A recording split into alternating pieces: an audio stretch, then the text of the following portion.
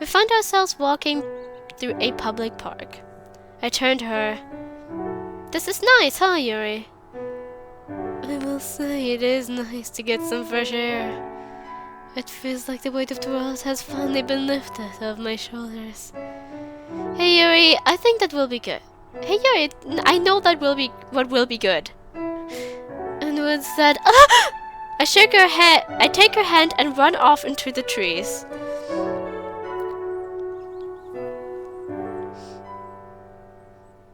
Nice scenery. I can imagine that she would like that. I got a bit lost, but after a few minutes we reached a clearing. It's been a long time since I visited this place. Here it is! I wave my arms in the theatrical display. This area brings back a lot of good memories. Sam and I stumbled upon this place when we were kids. It was a secret spot where we would play. One time she found the river and I had to jump in and grab her. Her parents were really mad that day. John, this is breathtaking. No, you're breathtaking. Yuri stands in the clearing overlooking the water. I stare too, but not at the same view as her. To me, she's far more beautiful than the scenery. You can still enjoy the scenery, dude.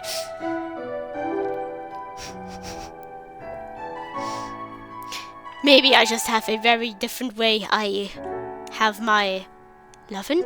I feel when I'm attracted to someone. I watch as her violet hair blows in the breeze. Her eyes sparkle like stars as she stares out into the seemingly infinite landscape. She keeps a calm and content expression on her face. I don't know if it's my mind playing tricks on me, but it seems as if a ray of sunlight is shining on her. And solely on her. A ray of light traveling thousands of miles just to reflect off her face. It makes her look as if she's glowing. We both stand in the clearing, lost to time, taking in our perspective views. I can only imagine what she's thinking. The sun hangs slow in the sky. Eventually I decide to break the silence. We should head back now. It's getting late. He looks at me as I just pulled her through a portal. I feel like another word might be necessary. Already. She looks disappointed. I notice her shivering. With the sun falling, the light breeze becomes colder and colder. We can come back another time, I promise. Okay. Yuri softly smiles as we turn our backs to the horizon. We walk back to the main pathway in silence. You know, we could have a picnic here one day. Yuri packs up. Really? I cannot but laugh at the excitement in Yuri's voice. It's probably the first time I've ever heard her sound so genuine. Really? Of course. We'll set up some food, maybe some tea, a book, and we'll come when it's bright and sunny. I'd like that. I wrap my arm around Yuri. She doesn't even falter. I can feel her tense body relax as if all the moments that have led up to this have been wiped from existence. If only it was as easy as a snap to wipe half of everything out of existence. I quietly laughed to myself.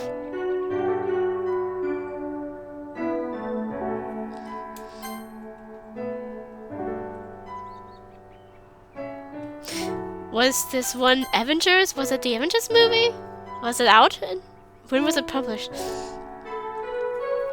I think in 2017 or 2018 probably. Was this one movie with Thanos? Thanos? What? Thanos? Did it already exist there? And for a second I feel like a normal person again. Well, we're here. Thank you for welcoming me home, John. No problem. And Natsuki said chivalry was dead. I'll be off then. Are you sure? I mean, Yeah, we're not having this awkward conversation again. You know what? I'd love to spend the night. Really? Are you surprised that I want to spend a lot of time with you? No, it's just that not a lot of people enjoy spending time with me. I wrap my arm around Yuri as we walk inside. Well, Yuri, I'm not a lot of people. We walk in and then take a seat on the couch. John, what are you doing? What? Yuri grabs me and yanks me off the couch. Whoa! What'd I do? I'm so sorry. I didn't mean to do that. It's just... you haven't showered yet. And you sat on the couch. I let out a long sigh. I suppose I am pretty sweaty from all this walking. Alright. Yuri looks on with a weird expression. From the bottom of my heart. My bad. I accept your apology. Yuri gives me a soft smile. Now enough with the formality. I'll head upstairs and shower and we could... I don't know... read or something. That sounds lovely. I turn around and head upstairs. I only take a few steps before turning back around and walking back down. Yuri? Yes, darling? I cock my head back a bit. Darling? That's new. I could get used to it, however.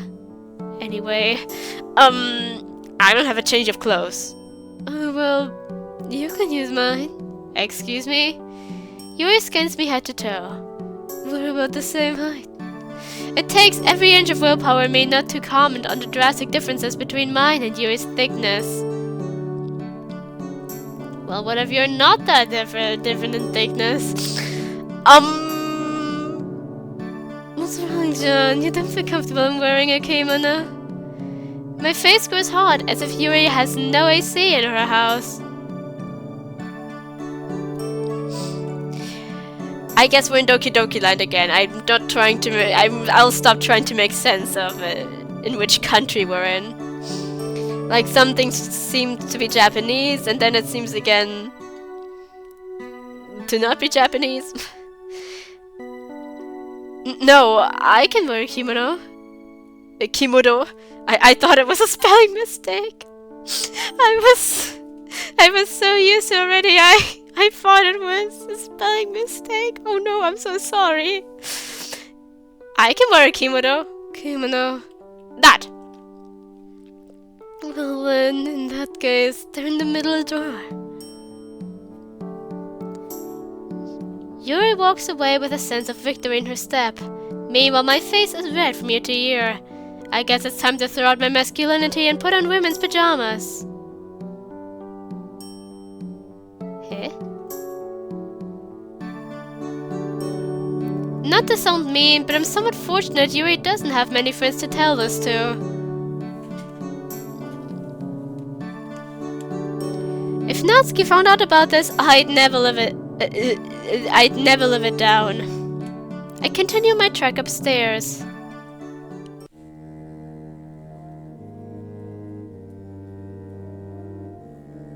But...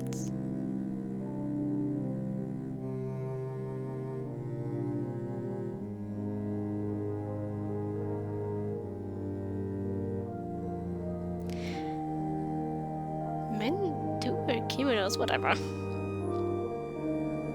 After my shower, I come back downstairs in a dark blue kimono.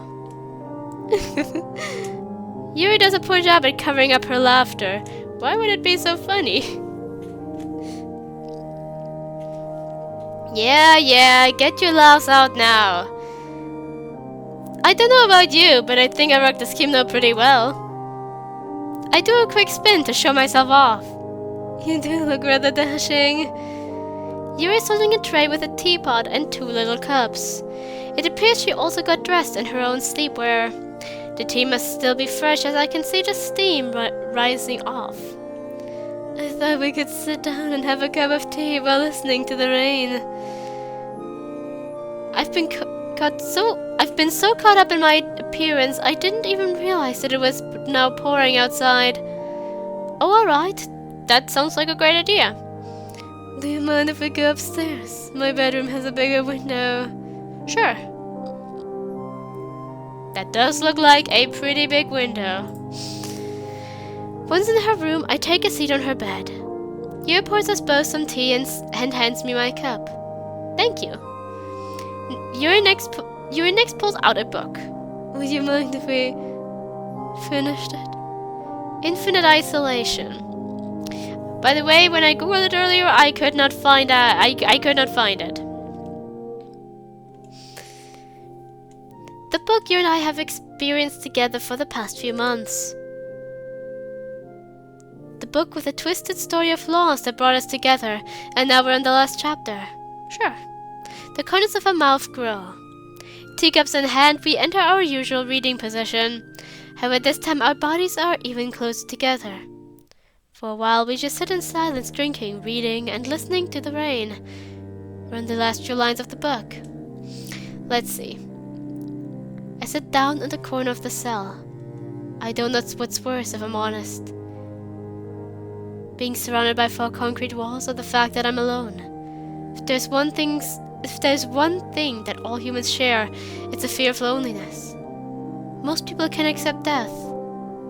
Some people aren't scared of tight spaces, or spiders, or the dark. But loneliness. There's nothing scarier than that. Because when you're alone, you have no one to help you overcome your fear. I look out the small window near the top of the cell. The sucker. It's blooming. It must be spring then. That means I've been here for... I'm not sure really. How do you track time when you can't even see the sun? I look at my bandaged arm. I've watched myself fall into insanity, come out and dive right back in. It's like a cycle. I've been here so long I can realize when I begin to lose my mind. Even my hallucinations don't want to talk to me anymore.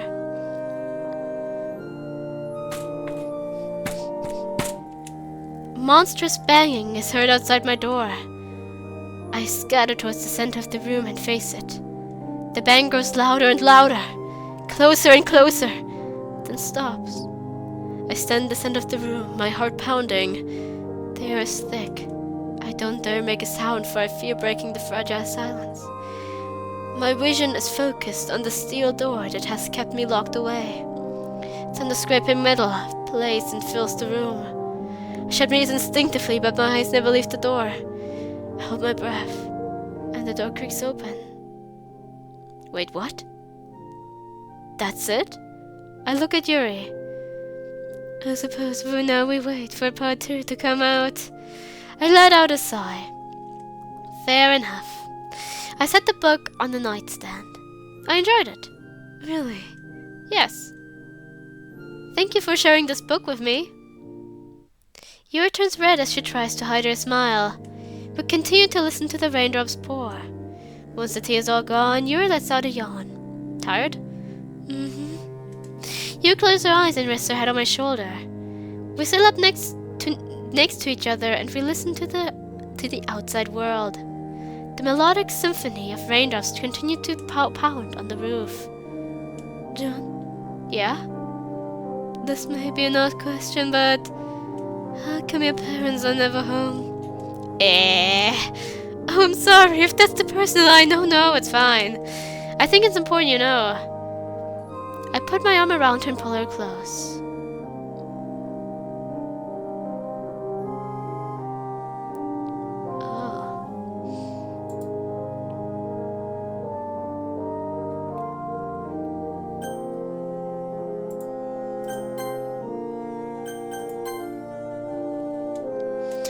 The sound of rain continues to echo throughout the room.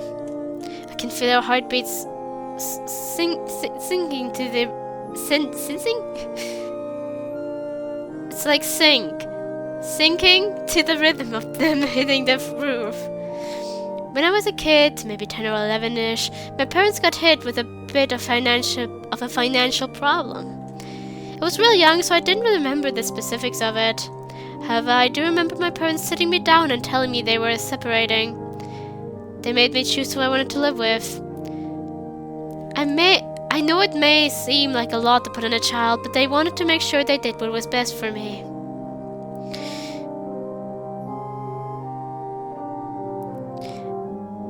In the end... Oh, this reminded me of something, sorry. In the end, I chose to save my dad, and thus my mom left.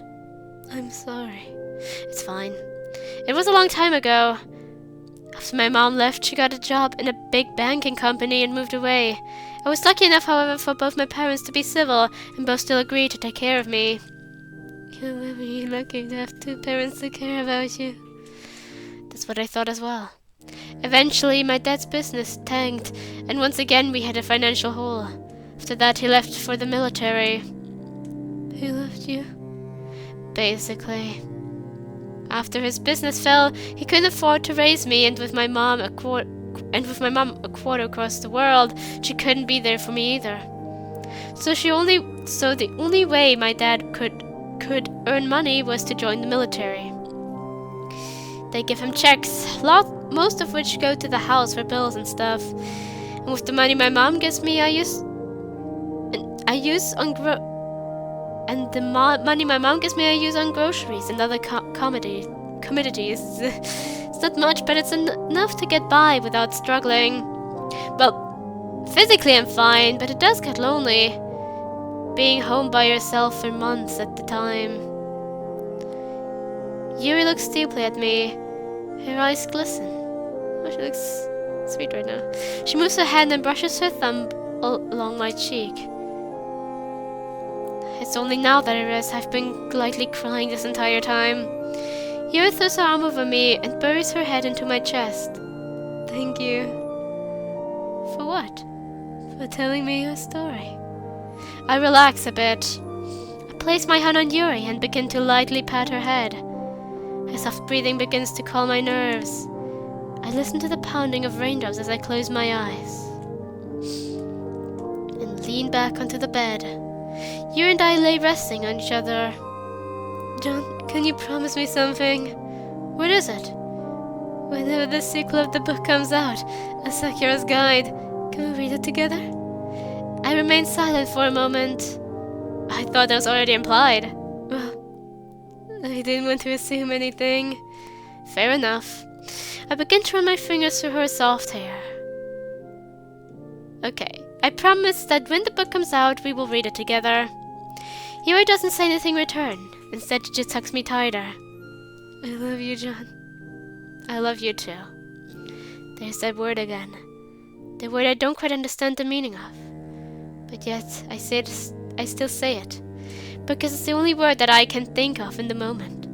Her soft voice bids me good night. And I slowly drift out of consciousness.